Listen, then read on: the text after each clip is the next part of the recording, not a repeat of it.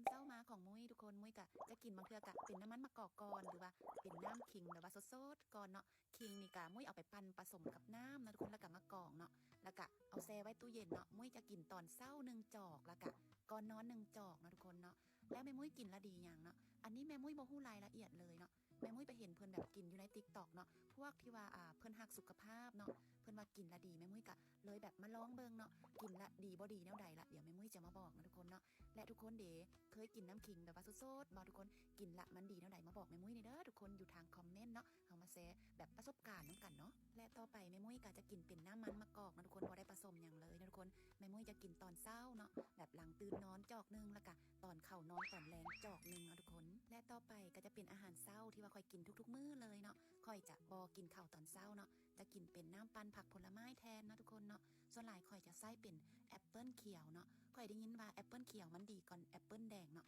ค่อยกะเลยกินแต่แอปเปิลเขียวเนาะและมื้อนี้ก็มีหมักเกี้ยงนำนะทุกคนนั่นก็คือ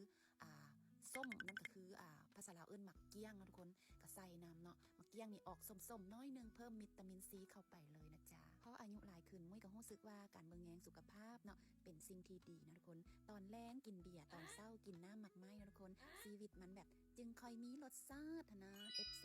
และนี่ก็คืออาหารเช้าของมุ้ยในทุกๆเช้าเลยเนาะทุกคนและทุกคนก็อย่าลืมรักษาสุขภาพกันแน่เด้อทุกคนคลิปนี้แม่มุ้ยก็ขอให้ทุกคนสุขภาพแข็งแรงและขอบใจที่ว่าเสียสละเข้ามาเบิ่งคลิปแม่มุ้ยเนาะถ้ามักคลิปนี้ก็อย่าลืมกดไลค์กดติดตาม